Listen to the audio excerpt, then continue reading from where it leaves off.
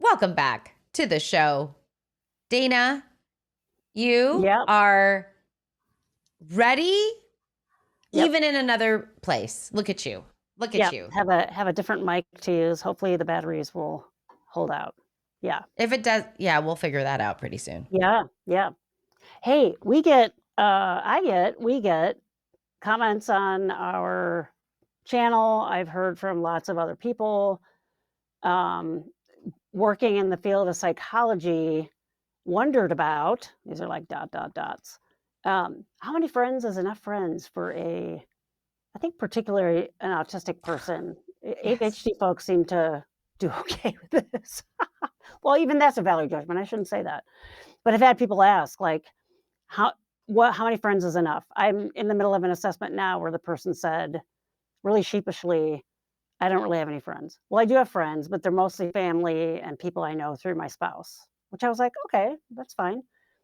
If I go back and think about, for me, historically, I'm like, well, I had a lot of friends. Growing up, I had friends, but it was like what I call friends of convenience. It was like the other kids in the neighborhood, right? We all went to the same schools. I had one friend, Shireen, that we stayed friends even after school. I think she may have been neurodivergent. But anyway, once those sort of die off, a lot of the times people don't have a ton of friends unless they're through somebody else or they're like a part of school or something like that. You know, why is it not okay to have friends just through your spouse and you share those friendships, or with family, extended family? But we really put a lot of value judgment on this as a society. How many friends do you have? Right? Oh, yeah. I mean, I can't tell you how many parents, and I'm working with teens and adults. Okay. So I'll just put that out there for context. Yeah. How many parents say to me, Gwen, they need friends? And I quickly say, how many? And they don't know. Or they'll say, I don't know, 5. And I'll say, why 5? Yeah. Where did you get that number? And then we talk about it. And then my question is, but do they feel they need more friends? Yeah. And they're like, no. And I said, why are we talking about this? I don't know why there's this attachment. Yeah. Okay. Because it's like thought to be a barometer of how adjusted you are is how many friends you have, or lack thereof. Like if you don't have any or one, something's wrong with you. Yeah. Right? Like there's this weird threshold of how many versus the quality of the relationship.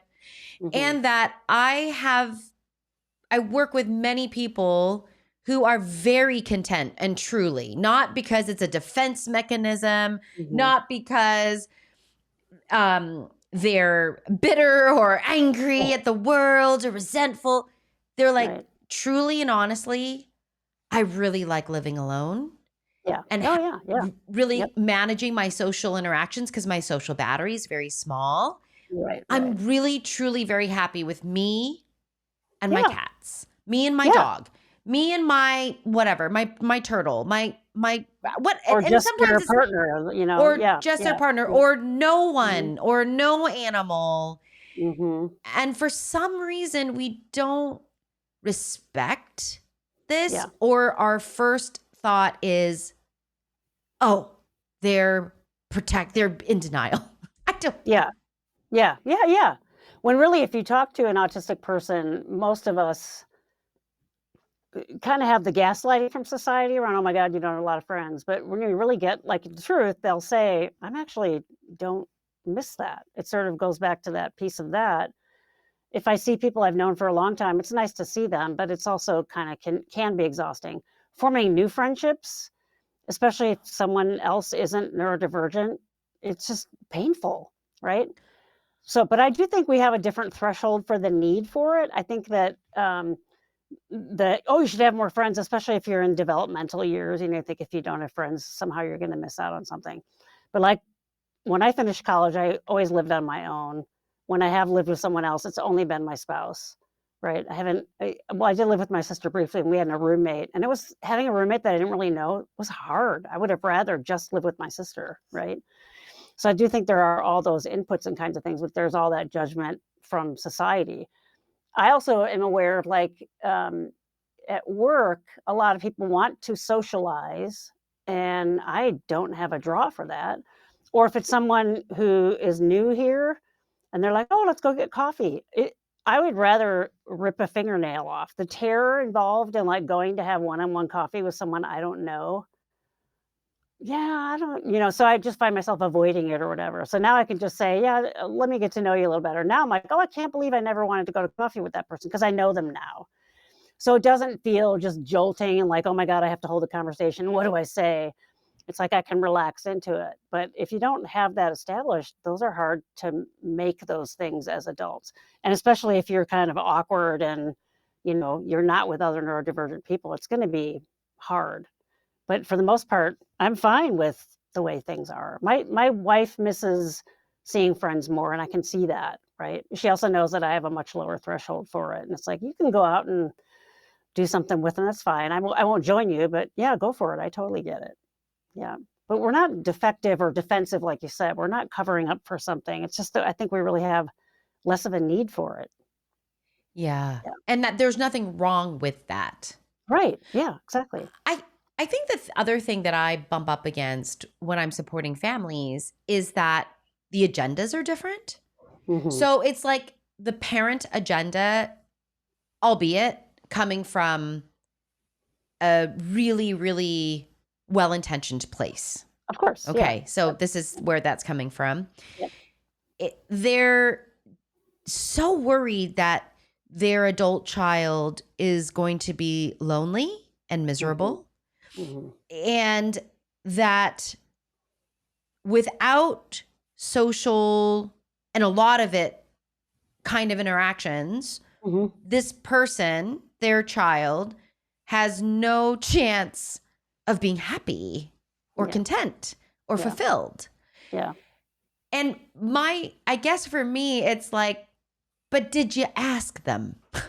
Like, did we go back to the person and say to the person that we Yeah. are having a conversation about, Yeah. "Hey, you, Yeah. how you doing?" Yeah. Like Yeah. truly, deeply, honestly, How let's do you talk feel about about it? social support. Right. Like, do you feel Yeah. satisfied with your Yeah. social connections?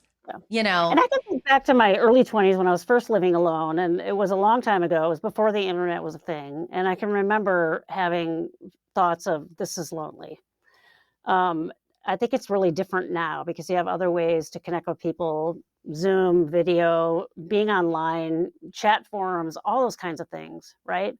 Um, and most of my autistic clients talk about that being enough. And actually, it's way more than they used to have. And it's great to have that. But then they can also kind of meter the dose because it's how much they choose to interface and not how much they choose to say or things they tend to go to. I was thinking when I was in my early 20s and first got into therapy, it became a thing. "Oh, you have no friends." And I did start going to, because I grew up in an alcoholic household. So I was going to adult children of alcoholics meetings. And that was scary at first with all those other people, but it was like this common thing that we shared. The meetings were structured in a certain way. They had a beginning, middle, and an end. And then a lot of them would go out for coffee afterwards, and I just go home. But I did, connecting with folks that have similar interests feels safer. And then I found that I was really into doing sports that were solitary. Like I was already riding my bike a lot. I was already swimming every day. And I'm like, "Oh, I should do triathlons. I just have to add the running." And those are all like solitary sports. Mhm. Team sports I could do. I liked playing softball and stuff like that with the neighborhood kids, but I tried joining a softball league as an adult and I didn't know anybody and I was like the new one.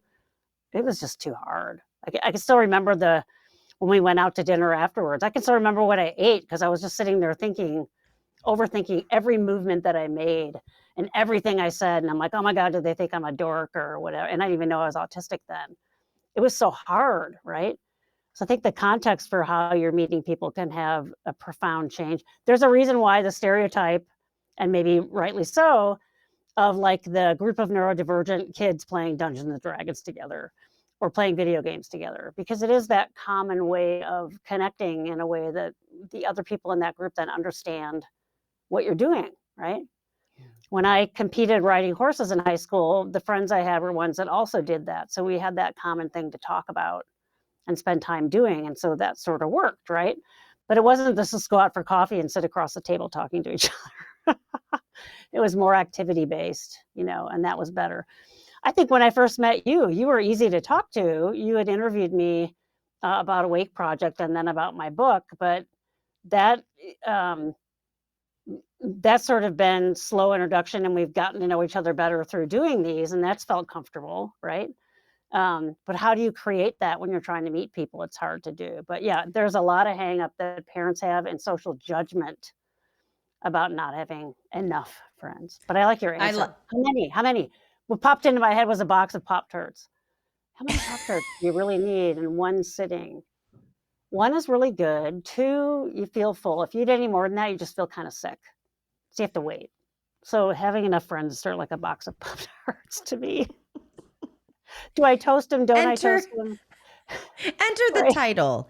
How many friends do you need? Answer. Pop-Tarts. How many? Pop-Tarts. It was just. Actually, that's our title. You're welcome, everyone. Welcome to the inner workings of Dana and I, and how we come up with our titles. Sometimes very, very boring, and sometimes very, very vague. Yeah, this is how we work. We, we have to challenge ourselves to be in the middle as we challenge you to sit with the nuances of things. That's right. I like that you brought up social convention. Mm-hmm. And expectations. Yeah. I think there are cultural pieces that play a role in this as well. Mm-hmm. And at the end of the day, the perfect number of friends that you want in your life is completely up to you. Mm-hmm. I can't help but think about the connection to social skills groups when we talk about friendship. Yeah. And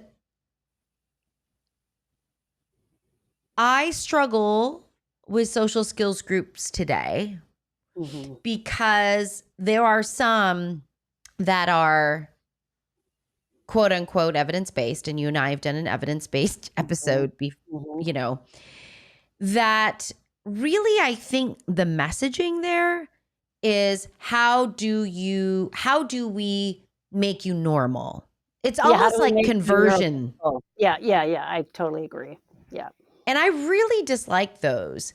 Yeah. I think that's different than someone that's saying, hey, Gwen, I struggle to have conversations with people, and I really want to learn that because I'm wanting to improve that. It's like, let's talk about that. Like, let's get into that. But I don't like this idea that, you don't have enough friends, or you don't have friends. We're going to put you in a social skills group, and you're going to come out of that and feel happy. The assumption is that that's why you don't have friends, because you lack the skills. And then let's say you get the skills, and then you still don't want a ton of friends. Then what?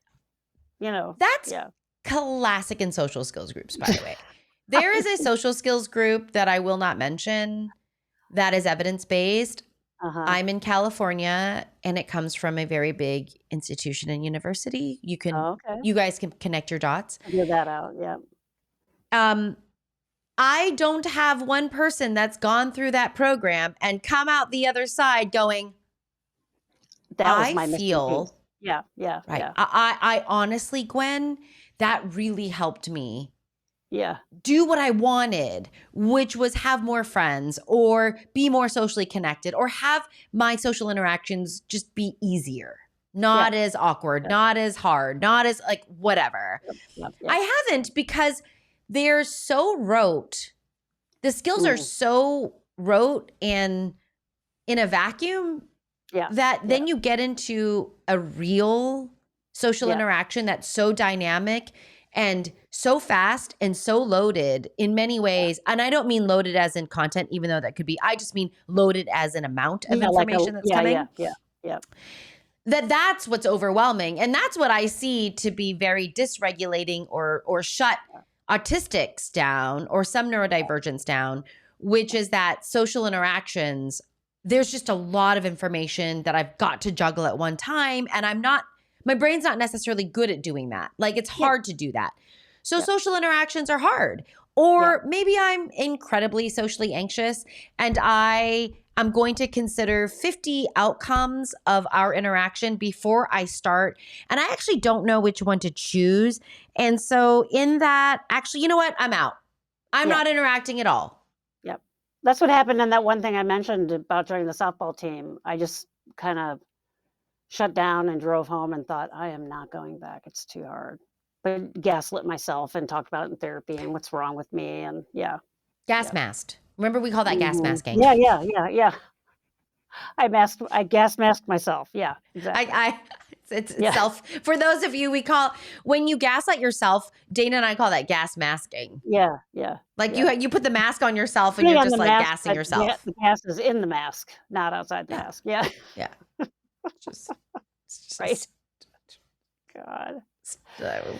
But, I also want to kind of, for parents, if we have any parents that listen to this, which I don't know if we do. Maybe they now tuned out. They're like, screw you, Gwen and Dana, I'm out. Yeah. I understand the being anxious about it, having a child that maybe you're worried about and those kinds of things. But I think they might also benefit from you supporting ways they do want to connect in ways that work for them rather than, teaching them to mask and do the social skills in the neurotypical way, because they're going to burn out if they do just that. It's too much. Yeah. And this is why we have an over-reliance on our electronic devices. Yeah. I'll be on, it's a very comfortable place. I can control all the factors. Yep. It's very, very But it's interesting that evolved, comforting. right? I mean, I do think that you could say, oh, it's a problem. And, but it can also be like, oh, we finally have found a way to communicate.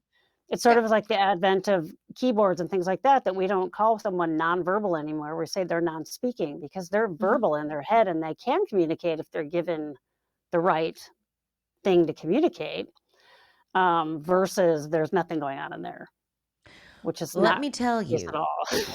Let me tell you, as someone who supports several non-speakers. Yeah. Oh, yeah. They got a lot to say. They've got a lot to say. Yeah. Exactly. Yeah. And it's pretty dang brilliant. There is not a moment, I can't recall a session with a non-speaker where I have not been completely awed by something they've said. Yeah. And it's pretty incredible the way they can articulate things in such a parsimonious and direct way. Yeah. Oh, that's again, just a good example of this bluntness. The hidden world it sort of speaks to this this mindset of research or whatever, that me as the observer, that's their truth. And really, if you're not getting at what's going on internally, it's your truth of them. It's not their truth, right? And that's a very important distinction to make, for sure. Yeah. I love that distinction. Yeah. Understanding their truth. Yep. Because our Western culture is all about like, oh, I'm the expert and I'm going to tell you what's going on with you. Really? That's been the problem all these years. It's about finding a way to communicate and let us say what's going on with us internally. And that's what sort of really has changed everything. And I do think social media had everything to do with that in terms of these communities. Yeah. Dana, what were we talking about again? Number of Poptarts. Oh, friends. Thank you. Welcome to the world. I feel like, should we enter the circus like that? Yeah. That's just the way our brains work. A little bit is good. It leaves just enough craving of wanting more, but when you overdo it, it's not pretty. Like I've eaten as a kid. Actually, maybe not as a kid. It was when I was first an adult. Went home and ate, like it was 6 packs before, but now it's like an 8-pack, so you'd really hurt yourself. Just sat there. I'm like, I never got to do this as a kid. I'm just going to eat all 6 Pop-Tarts. And I did not feel well after that. It wasn't a good idea. And I sort of, but you all have to like stretch and figure out what works for you and doesn't. What is your sweet spot? Dun, dun. Ah, What is your number of Pop-Tarts? What works for you? And then if you're already stressed, you may have to modify that, right? For me, it seems and to be friends through other people. So it's not just one-on-one. Groups I do great in. And if we have a shared task, like my ex, we used to have friends over all the time, but we would always we'd play card games, or we'd play a game, play Monopoly or something. But we had a ton of, we loved to have poker night, because there'd be like 8 people there and we'd be playing poker. So the focus is all on the game. And then there's other conversation about what's going on in people's lives, but it's not all the pressure just on me to talk. And we have this task that we're doing together. I think that's why something like Dungeons and Dragons and, co-playing video games work so well for us, doing some of those kinds of things together. It's like the non-speaker is having a keyboard finally. It's our way of connecting. It works really well, right? it's like parallel play. I mean, it's Totally. Yeah. right? We're still parallel playing in many ways, and which is so cool. Even though, I mean, Yeah. there's a lot of interaction, so I don't mean to Totally. categorize it as parallel play. It comes down to it's a neurotypical judgment. I mean, that's the essence of it, Yeah, right? yeah. I think that's right. That's a good summary of it. And that, let's just be careful, let's discover the other person's truth. I mean, like that, like, let's really allow that to happen.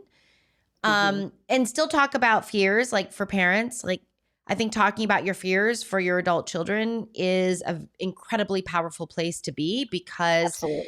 it's what you care obviously so deeply for your kid, Right, and right. you want the best for them. And so, but let's do that in a way that's acknowledging and honoring the truth of the other. And I think that is hard and critical. And I think the hardest role of a parent is to suspend our own thoughts and judgments and way of being sometimes, to make room for how our children thrive.